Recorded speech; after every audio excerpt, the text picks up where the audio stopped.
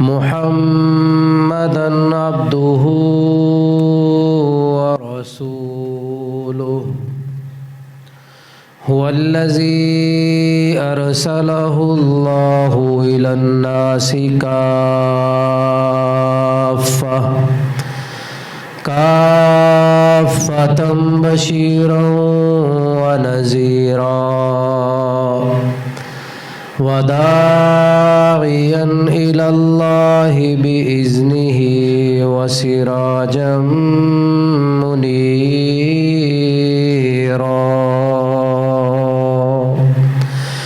اللهم صل على محمد وعلى آل محمد كما صليت على إبراهيم وعلى آل إبراهيم إنك حميد مجيد اللهم بارك على محمد وعلى آل محمد كما باركت على إبراهيم وعلى آل إبراهيم إنك حميد مجيد أما بعد فأعوذ بالله السميع العليم من الشيطان الرجيم من همزه ونفخه ونفسه ونفثه بسم الله الرحمن الرحيم يا أيها الذين آمنوا اتقوا الله حق تقاته ولا تموتن إلا وأنتم مسلمون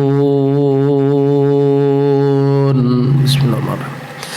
يا أيها الناس اتقوا ربكم الذي خلقكم من نفس واحدة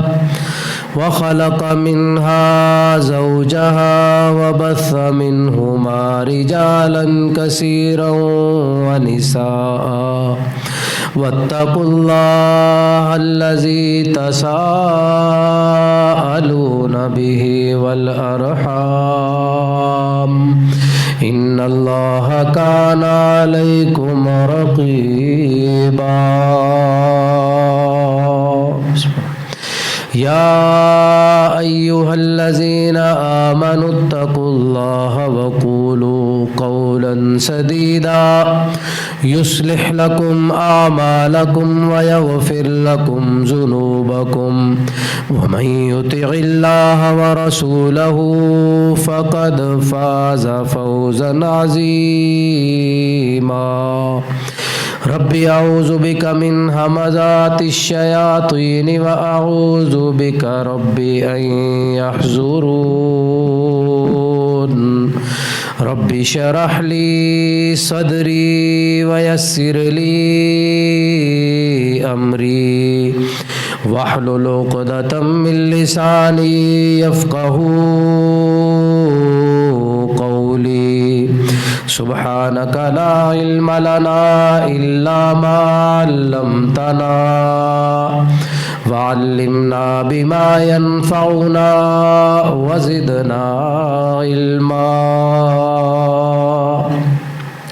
أما بعد فإن أحسن الكلام كلام الله وخير الهدي هدي محمد صلى الله عليه وسلم وشر الأمور محدثاتها وكل محدثة بدعة وكل بدعة ضلالة وكل ضلالة في النار. قال الله سبحانه وتعالى في القرآن المجيد: أعوذ بالله من الشيطان الرجيم.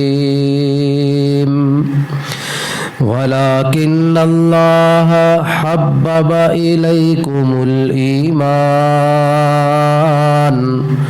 وزينه في قلوبكم وكره إليكم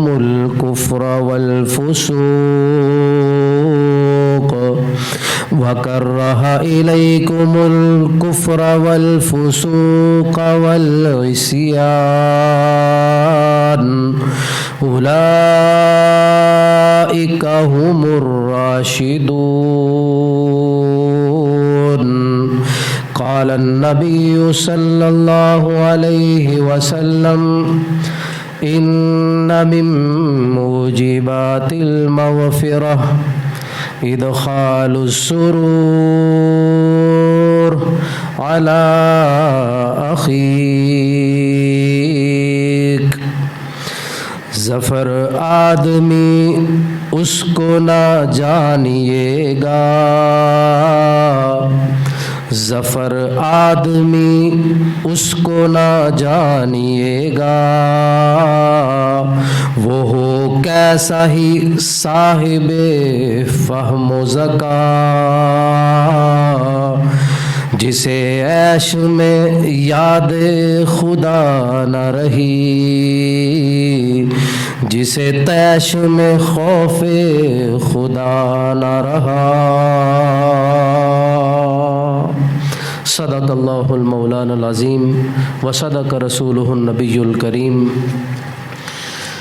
مختصر حمد و ثنا کے بعد ہر قسم کی کبریائی، بڑائی، بزرگی، برتری، تعریف، توصیف ایک اللہ وحدہ لا شریک کے لیے ہے کہ جس اکیلی ذات نے تمام کائنات کو، حضرت انسان کو اور تمام مخلوقات کی تمام ضروریات کو پیدا فرمایا۔ لاکھوں کروڑوں انگنت بے شمار لاتعداد درود و سلام آقا دو جہاں محمد مصطفیٰ احمد مجتبیٰ صلی اللہ علیہ وسلم کی ذات گرامی پر کہ جنہوں نے انسانوں کی رہنمائی فرمائی اور جنت کا مستحق بننے کا انداز سکھایا۔ لاکھوں کروڑوں رحمتوں کا نزول ہو حضرات صحابہ کرام، تابعین اعظام، تبع تابعین اعظام، اولیاء کرام، علماء کرام اور مجاہدین اعظام کی زندگیوں پر اور فوت شدگان کی قبروں پر کہ جنہوں نے ہر دور میں دین حنیف کی اشاعت کے لیے، دفاع کے لیے اپنی زندگیوں کو وقف کیا، حتیٰ کہ اپنی جان تک کا نذرانہ پیش فرمایا۔ اللہ ہم سب کا شمار ایسے لوگوں میں فرمانا۔ حضرات محترم، اللہ کے فضل سے، اللہ کی رحمت سے، اللہ کے بے پایہ احسان سے ہم نے رمضان کا مہینہ گزارا ہے، جو کہ انسان کی ایک مشق، ٹریننگ اور تربیت کا سیشن تھا۔ حضرات محترم، انسان فطرتی طور پر کچھ چیزوں سے مجبور ہے، جن میں سے ایک چیز لطف، ذائقہ، دل کا سکون اور اطمینان ہے۔ انسان ہمہ وقت اس چیز کی تلاش میں ہوتا ہے، مجھے ہر چیز سے لطف ملے، مجھے ہر چیز سے سکون ملے، میرے ہر کام سے میرے دل کو اطمینان ہو۔ اللہ ہمارا رمضان ایسا گزرا ہو کہ ہمارا دل مطمئن ہو کہ ہم نے تجھے راضی کر لیا ہے۔ اللہ ہمارا رمضان ایسا گزرا ہو کہ ہماری عبادات سے ہمارا دل مطمئن ہو کہ ہم نے تجھے راضی کر لیا ہے۔ اللہ رمضان کے معمولات، انسانی ہمدردی، لوگوں کے ساتھ محبت اس قدر ہو کہ اللہ ہمارا دل مطمئن ہو کہ ہم جو تیرا اس دنیا میں بھیجنے کا مقصد تھا، انسان کے ساتھ ہمدردی، اللہ ہم نے اس مقصد کو حاصل کر لیا ہو۔ حضرات محترم، یقیناً رمضان کے اندر ہم نے روزوں کے ساتھ، قیام اللیل کے ساتھ، تلاوت قرآن کے ساتھ، لوگوں کے ساتھ حسن سلوک، لوگوں کے ساتھ ہمدردی، لوگوں کی حاجات کو پورا کرنا، لوگوں کے ساتھ رہنمائی کا رویہ اپنایا ہوگا، اور یہی رمضان کا بہت بڑا سبق تھا۔ اللہ کے رسول صلی اللہ علیہ وسلم کا معمول اور اللہ کے رسول صلی اللہ علیہ وسلم کے اقوال اس بات کی طرف رہنمائی کرتے ہیں کہ اللہ کے رسول صلی اللہ علیہ وسلم اس رمضان کو مواخات اور مواسات کا مہینہ قرار دیتے تھے۔ بھائی چارے کی فضا، ایک دوسرے کے ساتھ ہمدردی کی فضا، ایک دوسرے کا خیال رکھنا، ایک دوسرے کی حاجات کو پورا کرنا، یہ رمضان کا حسن ہے، اللہ کے رسول صلی اللہ علیہ وسلم کا معمول تھا۔ اللہ کے رسول صلی اللہ علیہ وسلم نے فرمایا احب الاعمال عند اللہ ما دام او قل۔ اللہ کے رسول صلی اللہ علیہ وسلم کے اس فرمان کا معنی یہ ہے کہ اللہ سبحانہ و تعالیٰ کے نزدیک پسندیدہ ترین عمل وہ ہے جو انسان دوام کے ساتھ، ہمیشگی کے ساتھ کرتا ہے، وہ عمل چاہے تھوڑا ہی کیوں نہ ہو۔ اس رمضان اللہ کرے ہماری یہ روٹین رہی ہو کہ ہم نے اپنی افطاری کے ساتھ کسی حاجت مند کی افطاری کا حصہ رکھا ہو، ہم نے اس عید کی خوشیوں کے اندر حاجت مندوں کی خوشیوں کو بھی مد نظر رکھا ہو، ہم نے اپنی صبح و شام کی ضروریات کے ساتھ ساتھ حاجت مندوں کی ضروریات کا خیال بھی رکھا ہو۔ حضرات محترم، اللہ کے رسول صلی اللہ علیہ وسلم کے اس فرمان ذیشان کے مطابق ہم نے اس عمل کو زندگی بھر جاری رکھنا ہے۔ اللہ کے رسول صلی اللہ علیہ وسلم کا فرمان ذیشان میں نے آغاز میں جو آپ حضرات کے سامنے بیان کیا ہے، ان من موجبات المغفرۃ ادخال السرور علی اخیک، مغفرت کے اسباب میں سے ایک سبب بہت بڑا یہ بھی ہے کہ تو اپنے بھائی کے دل کے اندر خوشی اور اطمینان پیدا کرے، تیرے رویے کے ساتھ، تیرے حسن سلوک کے ساتھ، تیری گفتار کے ساتھ، تیری گفتگو کے ساتھ، تیرے معیار کے ساتھ، تیرے شب و روز کے ساتھ، تیری سحری اور افطاری کے ساتھ تیرا بھائی بھی تجھ سے خوش ہوا ہو، یہ مغفرت کے اسباب میں سے ایک بہت بڑا سبب ہے۔ حضرات محترم، ہم نے رمضان کے اندر مغفرتوں کو سمیٹا، اللہ ہمارا شمار ان لوگوں میں فرمانا کہ جن کو تو نے اس رمضان اپنی بخشش کی نعمت سے نواز دیا۔ تو یہ مغفرت زندگی بھر کے لیے اللہ کا پیکج ہے کہ میرے پیدا کیے گئے دوسرے انسانوں کے ساتھ ہمدردی، دوسرے انسانوں کے ساتھ اچھا رویہ، حسن سلوک، حسن گفتار، صلہ رحمی کے ساتھ ساتھ صلح کا رویہ، ان رویوں کو اپنا کر آپس میں خوشیوں کو بانٹنا ہے۔ اللہ سبحانہ و تعالیٰ سارا سال ہی آپ کے لیے مغفرت کے دروازے کھول کر رکھے۔ حضرات محترم، اللہ کے رسول صلی اللہ علیہ وسلم نے دوسرے مقام پر ان الفاظ کے ساتھ یہ بیان فرمایا، ان احب الاعمال الی اللہ تعالی بعد الفرائض ادخال السرور علی المسلم۔ بے شک اللہ سبحانہ و تعالی کے نزدیک فرائض، نماز، روزہ اللہ نے استطاعت دی ہو تو حج صاحب نصاب ہے تو زکوٰۃ، اس کے بعد سب سے پسندیدہ جو عمل اللہ کے ہاں ہے وہ اپنے مسلمان بھائی کے دل میں خوشی ڈالنا ہے، اس کو خوش کرنا ہے، اس کو مطمئن کرنا ہے۔ اور اللہ کے رسول صلی اللہ علیہ وسلم نے اسی موضوع کو اس انداز میں بھی بیان فرمایا، من ادخل علی اہل بیت من المسلمین سرورا لم یرض اللہ لہ ثوابا من دون الجنہ، کہ جو کوئی مسلمانوں میں سے کسی کے بھی گھر میں داخل ہوتا ہے، خواہ وہ اس کا رشتہ دار ہے، خواہ وہ اس کا عزیز ہے، خواہ وہ اس کا کلیگ ہے، خواہ وہ اس کا محلے دار دوست ہے، مسلمان کے گھر میں داخل ہوتا ہے اس انداز میں کہ اسے مل کر وہ خوش ہے، اسے مل کر وہ خوش ہے اور اس کے آنے کے انداز سے گھر والے بھی خوش ہیں، تو اللہ سبحانہ و تعالیٰ کو بھی تب تک اطمینان نہیں ہوتا، اللہ سبحانہ و تعالیٰ بھی اس وقت تک خوش نہیں ہوتے جب تک اس کے بدلے میں اسے جنت نہیں دے دیتے۔ ایک مسلمان کو خوش کرنا، ایک مسلمان کی خوشی کا اہتمام کرنا، ایک مسلمان کے دل کو چند لمحات کے لیے خوشی دے دینا اپنے اچھے رویے کے ساتھ، اپنے حسن سلوک کے ساتھ،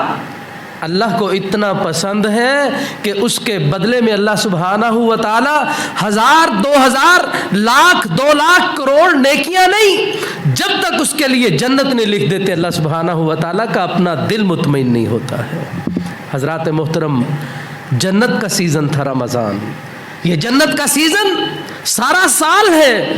اس کا سبب کیا ہے؟ مسلمان کا مسلمان کے لیے خوشی کا سبب بننا۔ حضرات محترم، آج اگر ہم اپنے ماحول کو دیکھیں، مسجد میں بیٹھے مسلمان، ہم اپنے ضمیر کے اندر جھانک کر دیکھیے، آج مجھ سے کتنے لوگ خوش ہیں، آج میں کتنے لوگوں سے خوش ہوں، میں کتنے لوگوں کی خوشی کا سما ہوں اور کتنے لوگوں کے لیے دکھ کا سما ہوں، کتنے لوگ مجھ سے ناراض ہیں، کتنے لوگ مجھ سے تنگ ہیں، کتنے لوگ مجھ سے دکھی ہیں، میرے کسی رویے کی وجہ سے، میرے کسی بدسلوکی کی وجہ سے کتنے لوگ ناخوش ہیں۔ جس طرح اللہ سبحانہ و تعالی حسن سلوک سے خوش ہوتے ہیں، اسی طرح بدسلوکی کے سبب اللہ سبحانہ و تعالی ناراض بھی ہوتے ہیں۔ اللہ کے رسول صلی اللہ علیہ وسلم نے فرمایا، مثل المؤمن فی توادہم وتراحمہم وتعاطفہم مثل الجسد اذا اشتکا منہ عضو تداعی لہ سائر الجسد بالسہر والحمى۔ مسلمان مومن کی پہچان اور مثال یہ ہے، اللہ اکبر، کہ آپس کی محبت میں، وتراحمہم، اور آپس کے ساتھ نرمی میں، وتعاطفہم، اور ایک دوسرے کے ساتھ جھکاؤ میں، مثل الجسد، ایک جسم کی مانند ہے، اذا اشتکا منہ عضو، جسم کے ایک حصے کو کوئی تکلیف پہنچتی ہے، تداعی لہ سائر الجسد بالسہر والحمى، سارا جسم تڑپ اٹھتا ہے، سارا جسم بے چین ہو جاتا ہے، سارے جسم پہ بے چینی کے سبب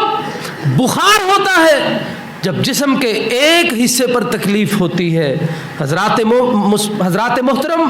مومن کی مثال اللہ کے رسول صلی اللہ علیہ وسلم نے ایک جسم سے دی ہے۔ دنیا میں رشتوں کی وجوہات بے شمار ہیں، کہیں پر خون کا رشتہ ہے، یہ میرا باپ ہے، یہ میری ماں ہے، یہ میرا بھائی ہے، یہ میرا چچا زاد ہے، یہ میرا تایا زاد ہے، یہ میرا پھوپھی زاد ہے، یہ میرا خالہ زاد ہے، یہ میرا سسرالی ہے، یہ میرا علاقائی ہے، یہ میرا ہم پیشہ ہے۔ رشتوں کے جتنے بھی اسباب، جتنی بھی بنیادیں ہیں، سب سے مضبوط بنیاد پوری دنیا کے اندر ہے تو یاد رکھیے گا، انما المؤمنون اخوہ، وہ ایمان بنیاد ہے۔ ایمان کی بنیاد پر جو رشتہ مضبوط ہوتا ہے، نہ رنگ کی بنیاد پر، نہ نسل کی بنیاد پر، نہ علاقے کی بنیاد پر، نہ خون کی بنیاد پر، تاریخ اسلام اس کی گواہ ہے۔ اللہ کے رسول صلی اللہ علیہ وسلم کی حیات طیبہ میں صحابہ کرام خونی رشتوں کے درپے ہوئے، تلواریں لے کر باپ بیٹے کے خلاف، بیٹا باپ کی گردن پر اپنی تلوار چلانے کے لیے بےتاب، تو رشتہ مضبوط کون سا؟ ایمان کا رشتہ مضبوط ہے۔ آج ہم مومن کے لیے اس رشتے کو کس قدر نبھا رہے ہیں، دیکھنا یہ ہے کہ رمضان کے اندر ہمارا رویہ درست ہوا یا نہیں ہوا۔ رمضان سے پہلے میرے دل کے اندر کتنا حسد، کتنا کینہ، کتنا بغض، کتنی نفرت تھی، اور آج رمضان کے بعد میرے دل کی کیفیت کیا ہے۔ یہ رمضان، یہ عید کا دن، خطبہ عید کی دعا، یہ ساری کی ساری چیزیں دل کو دھونے کے لیے تھی، صاف کرنے کے لیے تھی۔ حسد کی غلاظت سے، بغض کی غلاظت سے، منافرت، دشمنی کی غلاظت سے اگر میرا دل صاف نہیں ہوا، رمضان کا صابن، رمضان کا ڈٹرجنٹ، رمضان کی واشنگ مشین سب بیکار ہے اور مجھ سے بڑا بدبخت کوئی نہیں ہے۔ آج اگر میرے دل کی کیفیت رمضان سے پہلے کی طرح ہے تو رمضان نے میرے اوپر کوئی اثر نہیں دکھایا ہے۔ حضرات محترم، اللہ سبحانہ و تعالیٰ کی مغفرتوں کے دروازے، اللہ کی رحمتوں کے دروازے وہ سرعام ہیں، پورا سال کھلے ہیں، تا قیامت کھلے ہیں۔ اللہ سبحانہ و تعالیٰ کبھی رمضان کا پیکج، کبھی رمضان کے بعد شوال کے روزوں کا پیکج، کبھی اللہ سبحانہ و تعالیٰ مومن کے ساتھ محبت کا پیکج دے کر انسانوں کو بخشش کا سامان لیے بیٹھے ہیں۔ دیکھنا یہ ہے کہ میں اللہ سے مغفرت کا طلبگار کتنا ہوں، میں اللہ سے مغفرت کا، رحمت کا طلبگار کتنا ہوں، میں کوشاں کتنا ہوں، میری جستجو کتنی ہے۔ اللہ کے رسول صلی اللہ علیہ وسلم سے بڑھ کر کوئی شخصیت میرے پاس مثال نہیں ہے، آپ سے بڑھ کر مثال میرے پاس کائنات میں ہے ہی نہیں، میرے پاس ہی نہیں، کائنات میں کسی کے پاس بھی اللہ کے رسول سے بڑھ کر مثال نہیں ہے۔ صحابی جابر بن عبداللہ رضی اللہ عنہ فرماتے ہیں، ما رآنی رسول اللہ صلی اللہ علیہ وسلم منذ اسلمت الا تبسم فی وجہی۔ اللہ اکبر، میں نے کبھی بھی اللہ کے رسول صلی اللہ علیہ وسلم کو جب سے مسلمان ہوا ہوں ایسا نہیں دیکھا کہ آپ کا دیکھنا میرے چہرے کی بشاشت کا سبب نہ بنا ہو۔ میں نے جب بھی دیکھا اللہ کے رسول کے چہرے کے اوپر تبسم، اللہ کے رسول صلی اللہ علیہ وسلم کے چہرے کے اوپر بشاشت اور مسکان ہوا کرتی تھی، اور اللہ کے رسول کی اس مسکان کو دیکھ کر میرے چہرے پر بھی مسکان آ جاتی تھی۔ حضرات مومنوں، آج غور کریں، ہم کتنے مومنوں کے لیے خوشی کا سبب ہیں، ہم کتنے مومنوں کے لیے ان کے دل کے اطمینان کا سبب ہے۔ آج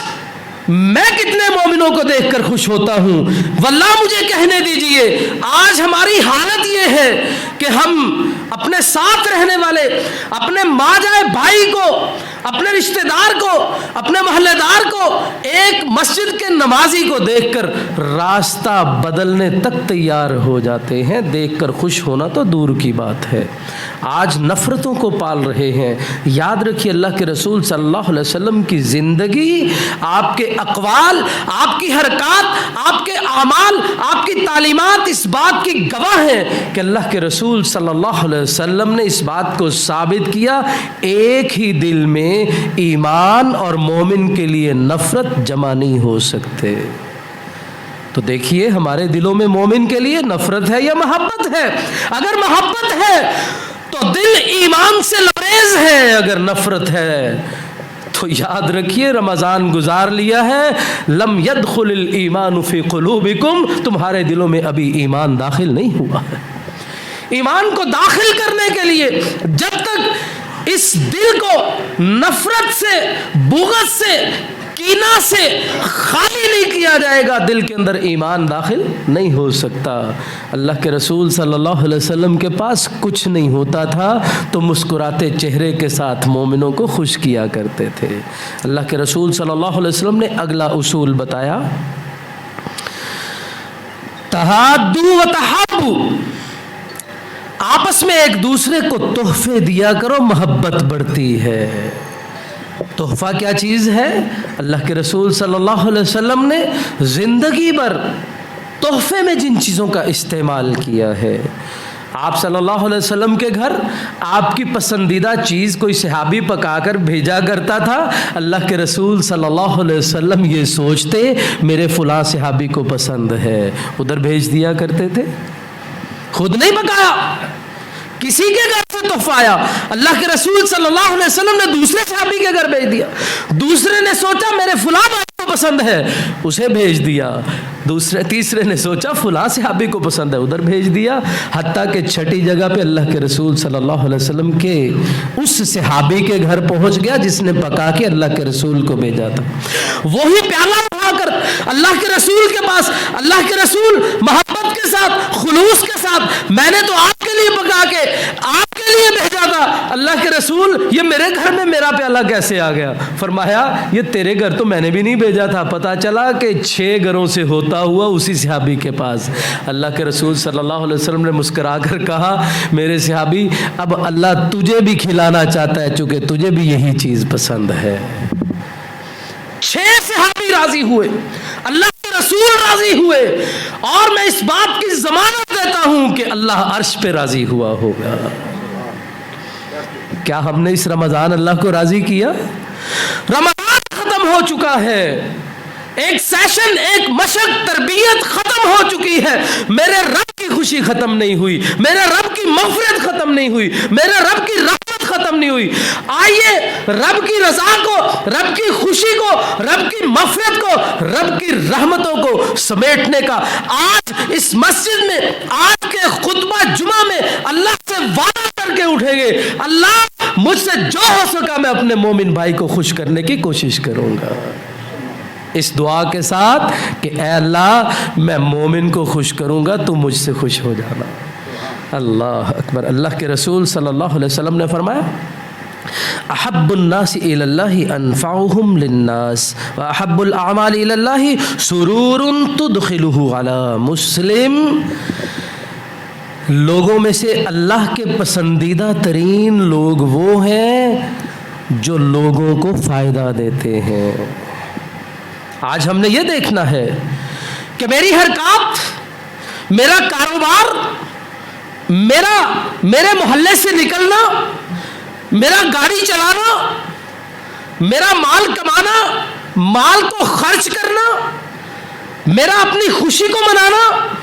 میرا اپنے غم کے وقت کو گزارنا، کیا کسی کے لیے تکلیف کا باعث تو نہیں ہے؟ اگر تکلیف کا باعث ہے، اللہ کے رسول کا یہ فرمان اس بات کی دلیل ہے کہ تو اللہ کا پسندیدہ مسلمان ہے ہی نہیں۔ اور اس کے برعکس اگر تیرا ہر کام لوگوں کے لیے فائدے کا سبب ہے تو یہ بات آپ کے لیے خوشخبری ہے بزبان نبوی کہ اللہ کو سب سے پسندیدہ آپ ہیں، اور جو اللہ کو پسند ہو جاتا ہے اللہ اس شخص کو اس دنیا کے اندر ایسا بنا دیتے ہیں کہ کائنات کا ہر فرد اسے پسند کرتا ہے۔ جس کو اللہ پسند کرتا ہے اسے کائنات کا ہر فرد پسند کرتا ہے۔ آئیے آج اللہ کے محبوب بننے کا یہاں سے اللہ کے ساتھ وعدہ کر کے اٹھیے، اللہ ہم نے لوگوں کو نقصان نہیں دینا، جتنا ہو سکتا ہے لوگوں کو فائدہ دینا ہے۔ اللہ کے رسول صلی اللہ علیہ وسلم نے دوسری مقام پر فرمایا من افضل العمل ادخال السرور علی المؤمن۔ اللہ کے نزدیک بہترین عمل وہ ہے کہ آپ کا وہ عمل نماز ہو، آپ کا وہ عمل روزہ ہو، آپ کا وہ عمل کسی فوتیدگی پہ ایک بیٹھ کر افسوس کی جگہ بنانا کیوں نہ ہو، آپ کا خوشی منانے کا انداز کیوں نہ ہو، آپ کا کاروبار کا انداز کیوں نہ ہو، آپ کا راستے میں چلنا کیوں نہ ہو، اس سے دوسرے مسلمانوں کے دل کے اندر مسرت ہو، خوشی ہو۔ اگر یہ خوشی ہوگی تو آپ کا ہر عمل اللہ کو پسند ہے۔ اگر آپ کا نماز پڑھنا بھی کسی کے لیے تکلیف کا باعث ہے، ما سوائے کفار کے، کفار مشرکین اور منافقین کو نمازی پسند نہیں ہے، روزے دار پسند نہیں ہے، اللہ کے راستے میں خرچ کرنے والا پسند نہیں ہے۔ میں رویوں کی بات کر رہا ہوں۔ آپ کے رویے سے اگر مسلمان تنگ ہے، آپ کے رویے سے اگر مسلمان کو خوشی نہیں ہوتی ہے، وہ عمل آپ کا عبادت کیوں نہ ہو، وہ عمل اللہ کو پسند نہیں ہے۔ آج انتہائی ناپسندیدہ ایک حرکت، میں اشارتاً صرف بات کروں گا، یہ سیاست کے اندر، یہ حکومت کے اندر تبدیلی آپس میں نفرت کا سبب بنتی جا رہی ہے۔ میرا ووٹ میری مرضی ہے، آپ کا ووٹ آپ کی مرضی ہے، آپ کی پسندیدہ پارٹی وہ آپ کی چوائس ہے، میری پسندیدہ پارٹی میری چوائس ہے، لیکن میری زبان سے اگر کسی کا دل خوش نہیں ہوتا ہے تو میرا یہ ووٹ بھی حرام ہے، میرا یہ کسی پارٹی کا انتخاب بھی حرام ہے۔ یہ میرا اختیار ہے، لیکن اس اختیار کا استعمال کس انداز سے کرتا ہوں۔ مجھے یاد ہے، میں اپنے والد صاحب کی چھوٹی سی بات بتاتا ہوں۔ الیکشن کے دنوں میں ممبران آتے ہیں ووٹ لینے کے لیے، مجھے یاد ہے کہ دونوں بڑی پارٹی کے ممبران والد صاحب کے پاس آیا کرتے تھے اور یہ کہا کرتے تھے آپ کا ووٹ نہیں چاہیے، آپ کی دعا چاہیے. اور دو میں سے ایک، میں اس بات کا عینی شاہد ہوں، وہ کہا کرتا تھا حافظ صاحب مجھے پتا ہے آپ نے مجھے ووٹ نہیں دینا، لیکن ایک دفعہ صرف خلوص دل سے میرے لیے دعا کر لیجئے گا. کیا ہمارا کردار ایسا ہے؟ میں دعوے سے کہتا ہوں 40 سالہ ماں قبل نبوت، 23 سالہ ماں بعد نبوت، اللہ کے رسول کی صلی اللہ علیہ وسلم کی زبان سے نکلنے والا ایک لفظ بھی ایسا نہیں تھا، آپ کے جسم اطہر سے نکلنے والا ایک عمل بھی ایسا نہیں تھا جس میں کائنات کے کسی فرد کو تکلیف پہنچی ہو. کیا ہمارا کردار ایسا ہے؟ اگر کردار ایسا نہیں ہے تو یاد رکھیے ہمارا روزہ، ہماری سحری، ہماری افطاری، ہمارا قیام اللیل اگر کسی کی تکلیف کا باعث رہا ہے تو آپ کا عمل وہ اللہ کے ہاں پسندیدہ نہیں ہے. آپ کا اپنے کام کے لیے چلنا اگر اس انداز سے ہے کہ آپ کو دیکھ کر مسلمان خوش ہوتا ہے، کتنا خوبصورت انداز ہے اس کا چلنے کا، گزرتا ہے جس کے پاس سے گزرتا ہے السلام علیکم کہتا ہے، گزرتا ہے راستے میں تکلیف دہ چیز پڑی ہوئی ہے اس رکاوٹ کو دور کرتا ہے، کتنا نیک انسان ہے. ایسے انسان کو دیکھ کر دوسرے انسانوں کا دل خوش ہوتا ہے. آپ کا یہ عمل دیکھ کر اللہ آسمان پہ خوش ہوتا ہے. آئیے ایسے اعمال کو اپنی زندگی کے اندر لائیے. ان اعمال کے اوپر نہ کوئی خرچ ہوتا ہے، نہ وقت لگتا ہے، نہ محنت لگتی ہے، نہ صلاحیت لگتی ہے، صرف ایک مائنڈ سیٹ اپ ہے. اپنے دماغوں کو، اپنے ذہنوں کو، اپنی سوچ کو درست کر کے اپنے ہر عمل کا انداز ایسا اپنائیں جس سے لوگوں کو سرور حاصل ہو. اللہ کے رسول صلی اللہ علیہ وسلم نے فرمایا کہ مومن کو سرور کیسے حاصل ہوتا ہے؟ تقضی عنہ دینا، اگر تو اپنے کسی بھائی کو مقروض دیکھے اس کا قرض ادا کرنا، پھر اس کی خوشی دیکھنا کیسی دیدنی ہوتی ہے. آپ اپنے بھائی کا قرض ادا کریں، آپ کے ذمہ جو کسی کے ساتھ آپ کی بدسلوکی کا قرض ہے، آپ کی بدزبانی کا قرض ہے، آپ کے جھوٹ اور غیبت کا قرض ہے، میرا رب عرش پہ آپ کی طرف سے وہ قرض ادا کر دے گا. اللہ اکبر. اللہ کے رسول صلی اللہ علیہ وسلم نے دوسری بات پر فرمائی تقضی لہو حاجتن. آپ کسی مسلمان کو دیکھیں اس کی کوئی ضرورت ہے، مسجد سے نکلا، کسی اچکے نے اس کی جوتی اٹھا لی ہے، آپ اسے جوتا لے کر دے دیں، اس کے چہرے کے اوپر سرور دیکھیے گا، آپ کے دل کے اندر اس سرور کی وجہ سے اطمینان کو محسوس کیجئے گا. آپ راستے میں جا رہے ہیں، آپ کوئی چیز کھا رہے ہیں، کوئی بچہ آپ کی طرف دیکھ رہا ہے، بھوک کی وجہ سے، پیاس کی وجہ سے اس کے پاس اسباب نہیں ہے، آپ اپنی اسی چیز میں سے چند نوالے اس کو دیکھ کر اس کے چہرے کے اوپر خوشی کو محسوس کریے گا. میں قسم کھا کے کہتا ہوں اپنے رویے کے اندر یہ چھوٹی سی تبدیلی لا کر دیکھیں. میں اپنے تجربے سے کہتا ہوں آپ جب کسی کی حاجت پوری کر کے اس کے چہرے کے اوپر سرور کو دیکھیں گے، خوشی کو دیکھیں گے، شائستگی کو دیکھیں گے، آپ کے دل کے اندر یہ محسوس ہوگا کہ آپ کو دیکھ کر آپ کا اللہ خوش ہو رہا ہے. چھوٹے چھوٹے اعمال ہیں، آج ہم نے یہ چھوڑ دیے ہیں، اللہ ہم سے ناراض ہے. پورا مہینہ گزر گیا، رحمتیں نظر نہیں آ رہی، پورا مہینہ گزر گیا، مسلمانوں کے اندر محبتیں نظر نہیں آتی، پورا مہینہ گزر گیا، مسلمان کا مسلمان کی طرف جھکاؤ نظر نہیں آتا، پورا مہینہ گزر گیا، حالات پوری ہوتی نظر نہیں آتی. وجہ کیا ہے؟ ہم نے یہ چھوٹے چھوٹے رویوں کو چھوڑ دیا ہے. یہ وہ چھوٹے رویے تھے جو صحابہ کرام کے اندر تھے، جس کی بنیاد پر اللہ نے قرآن میں کہہ دیا رضی اللہ عنہم ورضوا عنہ، وہ اللہ سے راضی ہیں، اللہ ان سے راضی ہے. تیسرا، اللہ کے رسول صلی اللہ علیہ وسلم نے فرمایا تنفس عنہ کربتن، اگر آپ اسے کسی تکلیف میں دیکھتے ہیں. میں نے شروع میں حدیث پیش کی تھی، ایک جسم کی مانند پاؤں میں کانٹا چبھ جاتا ہے، ہاتھ فوراً بڑھتا ہے، اس کانٹے کو نکالنے کے لیے مچھر کاٹ جاتا ہے، مچھر کاٹ کر چلا جاتا ہے، آپ کا ہاتھ پاؤں پر پہنچ آتا ہے اس کو تسلی دینے کے لیے اس پہ ہاتھ رگڑتا ہے، اس کا زہر ختم کرنے کے لیے، اس تشفی کے لیے ہاتھ بڑھتا ہے۔ ایک مسلمان تکلیف میں ہے، میرا قدم اس کی تکلیف کو دور کرنے کے لیے کیوں نہیں بڑھتا ہے؟ اور وہ تکلیفیں نہ سے بڑی بڑی، آپ کسی کو مکان نہیں بنا کر دے سکتے، آپ اس کے بچے کی شادی نہیں کر سکتے، نہ صحیح آپ کم سے کم اگر اسے زخم ہے مرہم پٹی تو کر سکتے ہیں نا۔ آج کے دور میں میرے خیال کے مطابق، اور میں یہ سمجھتا ہوں آپ میں سے ہر فرد اس بات پر اتفاق کرے گا،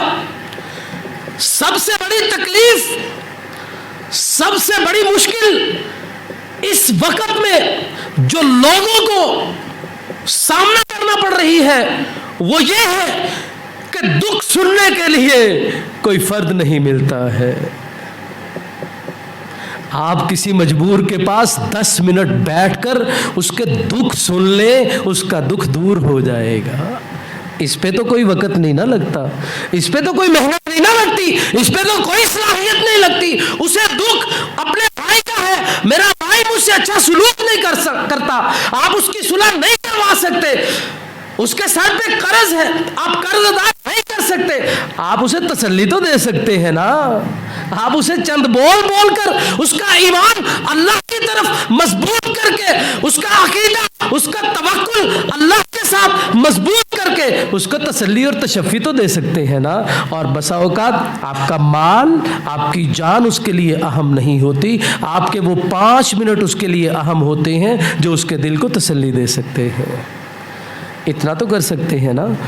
آئیے آج یہ اس خطبہ کے اندر ہم اللہ سے وعدہ کریں کہ ہم نے یہ 3 کام جو اللہ کے رسول صلی اللہ علیہ وسلم نے ہمیں بتائے ہیں، ہم نے حد الوسع ان کاموں کو کرنا ہے۔ پہلا کام، قرض جتنا ادا ہو سکتا ہے وہ کریں، دوسرا جتنی کسی کی ضرورت پوری ہو سکتی ہے وہ کریں، اور تیسرا کام یہ ہے کہ آپ کسی کی تکلیف کو جتنا دور کر سکتے ہیں وہ تکلیف کو دور کریں۔ اللہ سبحانہ و تعالی ہمارے ہر عمل کو پسند کرے گا، اللہ ہمارے ہر عمل کو اتنے گنا بڑھا دے گا کہ ہم سوچ بھی نہیں سکتے۔ آخر میں صرف اور صرف ایک گزارش کر کے اپنی بات کو ختم کروں گا۔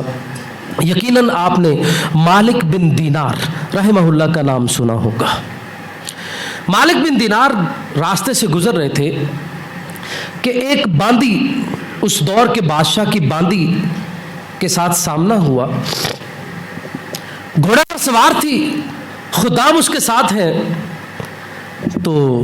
مالک بن دینار کہتے ہیں، اے باندی، شاہی باندی، میں تجھے خریدنا چاہتا ہوں۔ اس باندی کو پتا تھا یہ اللہ کا بزرگ ہے، اللہ کا ولی ہے، تو باندی کہتی ہے، اے بزرگ تو مجھے خرید سکتا ہے؟ اتنا سادہ، اتنا ماڑا، مصلی اور تسبیح سے تیرے پاس فرصت نہیں ہے، اس کے علاوہ تیری جائیداد نہیں ہے، تو مجھے خرید سکتا ہے؟ میں شاہی باندی ہوں، میں تو بادشاہ کا محبوب ہوں، تو مجھے کیسے خرید سکتا ہے؟ وہ آگے سے ہنسنے لگے۔ اسے نہ بڑا تجسس ہوا، اس نے خدام سے کہا کہ اس کو پکڑو اور بادشاہ کے پاس لے کر چلو۔ بادشاہ کے پاس جا کے کسی نے پیغام دیا کہ باندی کہہ رہی ہے کہ مجھے کوئی خریدنا چاہ رہا ہے۔ بادشاہ اس کی بات سن کر ہنسنے لگ گیا کہ تجھے کون خرید سکتا ہے؟ جو بادشاہ کی محبوبہ، اسے کون خرید سکتا ہے ریاست میں؟ تو پتہ چلا کہ مالک بن دینار ہے، وہ اور ہنسنے لگ گیا کہ اتنا شریف آدمی، اتنا غریب آدمی وہ کیسے خرید سکتا ہے؟ تجسس کے ساتھ اپنے شاہی کمرے سے باہر آتا ہے اور آ کے کہتا ہے، مالک بن دینار تو اسے خریدے گا؟ مالک بن دینار کہتے ہیں کہ تیری اس محبوبہ باندی کی میرے نزدیک جو قیمت ہے وہ صرف اور صرف ایک گھنزدہ گٹھلی ہے، اس سے زیادہ اس کی قیمت نہیں ہے۔ بادشاہ شستر، حیران، متعجب، تو نے اس کی قیمت اتنی کم لگائی، وجہ کیا ہے؟ مالک بن دینار کہتے ہیں، اگر یہ خوشبو نہ لگائے، اس کے جسم سے، اپنے جسم سے اتنی بدبو جاری ہو جائے کہ تو بھی اس کے قریب نہیں جائے گا،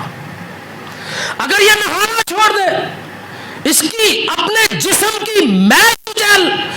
تیرے دل میں اس کے لیے نفرت ڈال دے گی، اگر یہ کپڑے تبدیل نہ کرے، اس کے اپنے کپڑوں سے اتنی بدبو آئے، کوئی اس کے قریب نہ جائے، اسے ہے آتا ہے، یہ عبادت بھی نہیں کر سکتی، اسے پیشاب آتا ہے، اسے پخانا آتا ہے، اسے بڑھاپا آئے گا، جب بڑھاپا آئے گا تجھے بھی اچھی نہیں لگے گی، اس لیے اس کی قیمت ایک گن زدہ گٹھلی سے زیادہ نہیں ہے۔ ہاں مالک بن دینار کہتے ہیں میں ایسی باندی کو جانتا ہوں، میں ایسی لونڈی کو جانتا ہوں جو اس سے کتنی ہی ابتر ہے، کتنی ہی بہتر ہے، کتنی ہی افضل ہے، کتنی ہی اشرف ہے، اور اس کی قیمت اس سے بھی کم ہے۔ بادشاہ حیران ہو کر پوچھتا ہے اچھا ذرا مجھے بتاؤ کہ اس کی خوبیاں کیا ہیں۔ اللہ اکبر۔ مالک بن دینار کہتے ہیں اس کی تخلیق اللہ عز و جل نے کستوری کے ساتھ کی ہے، لؤلؤ کے ساتھ کی ہے، مرجان کے ساتھ کی ہے، زعفران کے ساتھ کی ہے۔ اگر وہ اپنی ایک کلائی سے اپنا کپڑا ہٹا دے، سورج سے زیادہ مشرق و مغرب روشن ہو جائے، کستوری سے زیادہ معطر ہو جائے، لؤلؤ و مرجان سے زیادہ پورے مشرق و مغرب تک چمک پیدا ہو جائے، وہ تعجب میں آ کے بادشاہ پوچھتا ہے اس کی قیمت بھی بتا دو، اتنی عظیم لونڈی، اتنی عظیم باندی کی قیمت کیا ہے؟ مالک بن دینار نے فرمایا رات کے وقت اٹھ کر صرف 2 نفل پڑھ لیا کر، جب بھی تو کھانا کھائے کسی ایک اپنی رعایا میں سے، اپنے محلے میں سے، اپنے اقربا میں سے، اپنے دوستوں میں سے اس کو اپنے ساتھ بٹھا لیا کر جس کے پاس کھانا میسر نہیں ہے۔ اللہ تجھے وہ لونڈی دے گا جو نہ کبھی بوڑھی ہوگی، نہ جسے حیض آتا ہے، نہ جسے پخانہ آتا ہے، نہ جسے پیشاب آتا ہے، نہ اس سے بدبو آتی ہے، نہ اس کا جسم بوڑھا ہوگا، نکارا ہوگا، نہ اسے لباس کی ضرورت ہے۔ 2 نفل پڑھ لیا کر اور کھانے میں کسی حاجت مند کو شامل کر لیا کر۔ مالک بن دینار کا یہ کہنا تھا۔ بادشاہ متزلزل اپنے دروازے پہ دیکھتا ہے ایک بوریا کا پردہ لٹکا ہوا، اس پردے کو کھینچ کر اپنے جسم سے شاہی لباس کو اتار پھینکتا ہے، اس پردے کو ڈھانپ کر جنگل کی طرف نکل جاتا ہے، اپنی بادشاہت کو، اپنے تخت کو، اپنی شاہی قلعے کو چھوڑ کر کہتا ہے مالک بن دینار تو نے میری آنکھیں کھول دی ہیں، میں اس باندی کے پیچھے بھاگ رہا تھا جس کی محبتیں بدل سکتی ہیں، جس کی وفائیں بدل سکتی ہیں، تو نے جو جس باندی کا تعارف کروایا ہے نہ اس کی وفائیں بدلتی ہیں نہ اس کی محبتیں بدلتی ہیں۔ اور وہ لونڈی کہتی ہے بادشاہ تجھ سے بڑھ کر مجھ سے کوئی محبت نہیں کر سکتا، اگر تو نے درویشی اختیار کر لی ہے، اس دنیا سے کنارہ کشی اختیار کر لی ہے، اکیلا کیوں جاتا ہے، میں بھی تیرے ساتھ چلتی ہوں۔ بادشاہت کو چھوڑ کر اللہ کا ہو کر رہ گیا۔ حضرات محترم، دنیا کی ساری لذتیں، دنیا کے سارے اقتدار، دنیا کا سارا مال کوئی حیثیت نہیں رکھتا۔ مال وہ ہے جو اللہ نے جنت میں تیرے لیے تیار کر رکھا ہے، وہ تب ملے گا جب تو دنیا میں لوگوں کو خوش کرے گا، اللہ تجھے خوش کر دے گا۔ اللہ جتنے لوگ میری آواز کو سن رہے ہیں، جتنے لوگ اس حال میں موجود ہیں، اللہ ہم سب سے راضی ہو جا، اللہ ہم سب کو ایسا بنا دے کہ تجھے راضی کرنے والے بن جائیں۔ اقول قولی ھذا استغفر اللہ لی ولکم ولسائر المسلمین بشکرک انک جواد کریم رحیم یا حی یا قیوم برحمتک استغیث۔